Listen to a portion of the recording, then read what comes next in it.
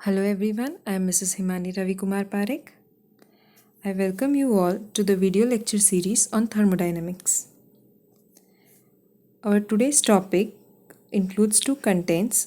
First is characteristic equation of gas and second is unit of characteristic gas constant.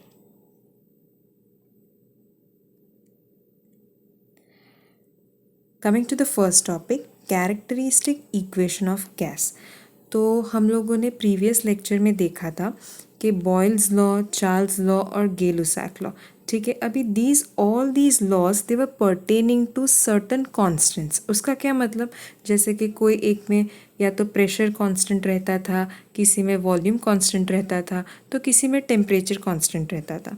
लेकिन generally जो engineering applications होती है उसमें ज़रूरी नहीं है कि आपको कोई एक प्रोसेस, कोई एक पैरामीटर, कोई एक प्रॉपर्टी कांस्टेंट मिले।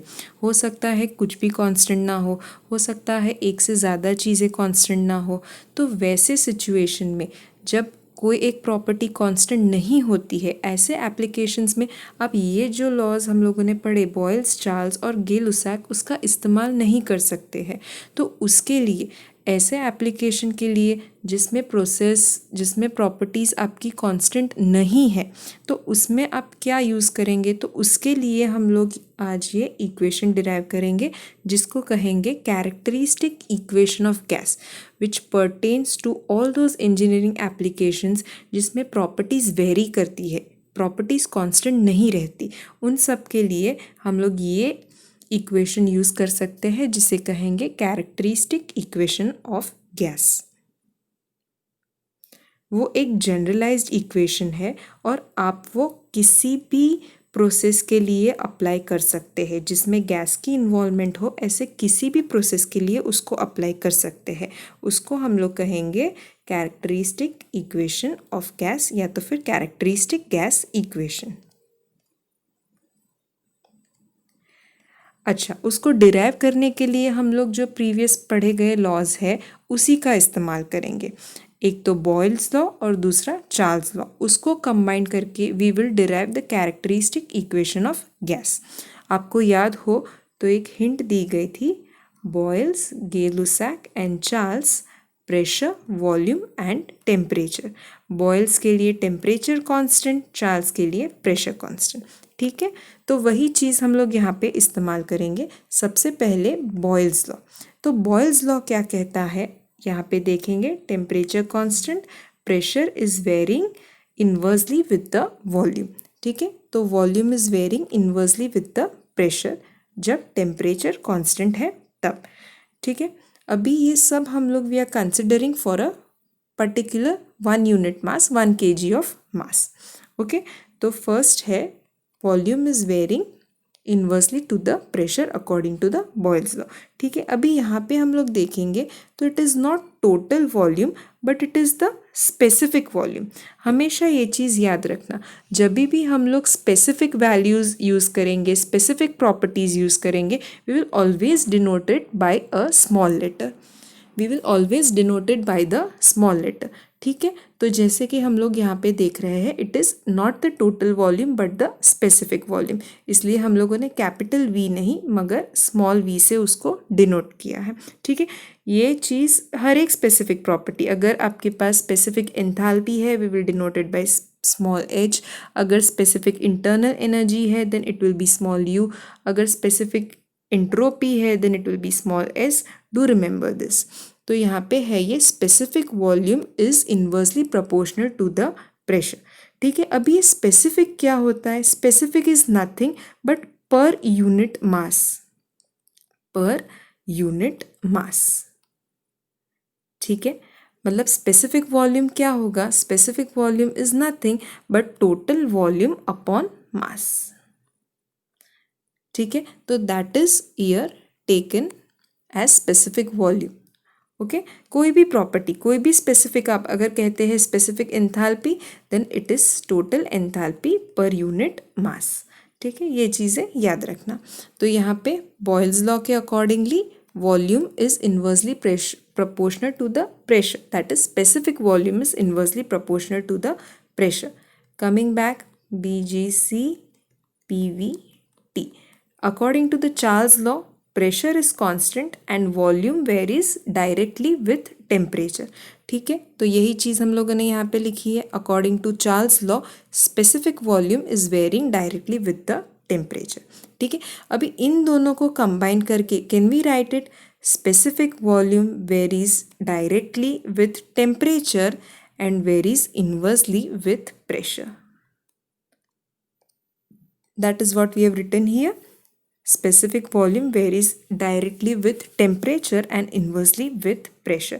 अभी उसको रीअरेंज करेंगे और ये भी हम लोगों ने प्रीवियस लेक्चर में देखा था कि whenever आपका जो प्रोपोर्शनैलिटी साइन हटेगी इक्वल टू कांस्टेंट हम लोग रखेंगे। तो we are just rearranging this terms.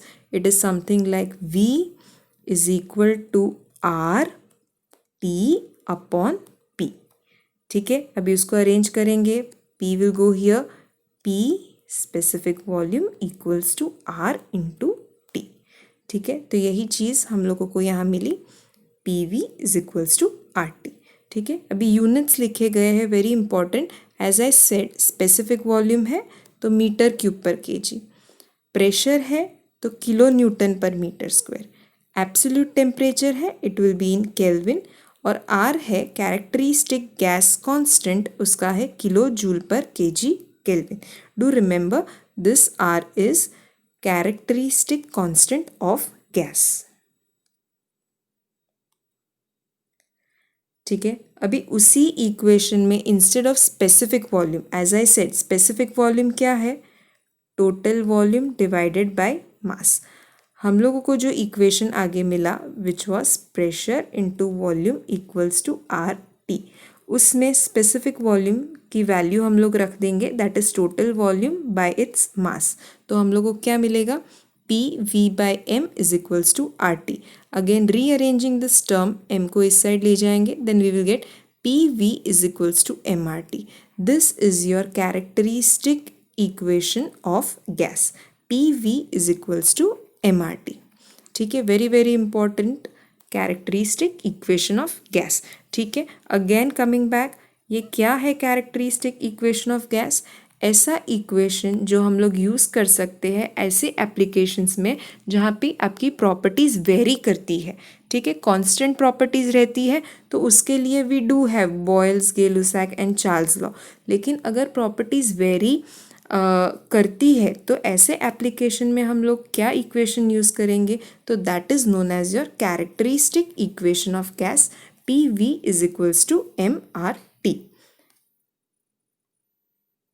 जो आर की वैल्यू है, यहाँ पे जो आर की वैल्यू है, डू रिमेंबर ये हमेशा it depends upon the gas. Gas अगर चेंज होगा तो आर की वैल्यू भी चेंज होगी।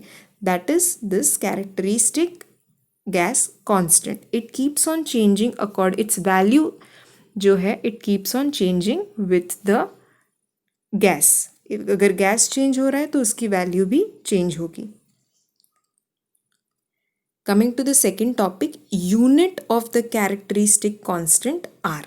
ठीक है, अभी हम लोगों ने देखा आर, उसका यूनिट हम लोग डिराइव करते हैं कि क्या यूनिट होगा।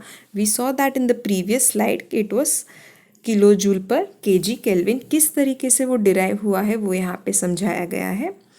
We know this is the characteristic gas equation, P V is equals to M R T. ठीक है, तो आर क्या होगा, arranging it again, P V upon M upon T, ये हो जाएगा R is equals to P V upon M upon T. P absolute pressure that will be in kilo newton per metre square, V total volume जो है that is in metre cube. ठीक है, M है जो mass that will be in KG, और T जो absolute temperature है वो होगा केल्विन में। ठीक है, तो हम लोग को इस तरीके से कुछ मिलेगा। ठीक है, अभी मीटर स्क्वायर कैंसिल हो जाएगा, यहाँ पे मीटर क्यूब कैंसिल हो जाएगा और एक ही मीटर रहेगा, which will give us kilo newton metre per kg kelvin. ठीक है, as we all know newton metre is nothing but joule, तो that is the final unit that we get, kilo joule per kg kelvin. ठीक है, work done जो होता है उसका unit joule होगा ना, फोर्स इनटू डिस्प्लेसमेंट, फोर्स है न्यूटन और डिस्प्लेसमेंट है metre, this is nothing but joule, that is newton metre is joule. So final unit of R, that is characteristic gas constant, is kilojoule per kg Kelvin.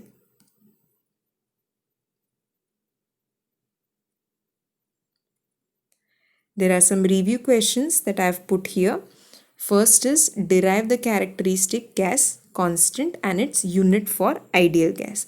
ठीक है, characteristic gas equation हम लोग easily derive कर सकते हैं with the help of Boyle's and Charles law, और उसका unit भी हम लोग डिराइव कर सकते हैं as we just saw previously. Next is what is the unit of characteristic gas constant. R जो है उसका यूनिट होगा, अभी हम लोगों ने देखा, kilo joule per kg kelvin. And what is the unit of specific volume. Any specific property is total divided by its mass. तो ये होगा मीटर क्यूब, ये होगा kg. So the right answer will be metre cube per kg. Thank you.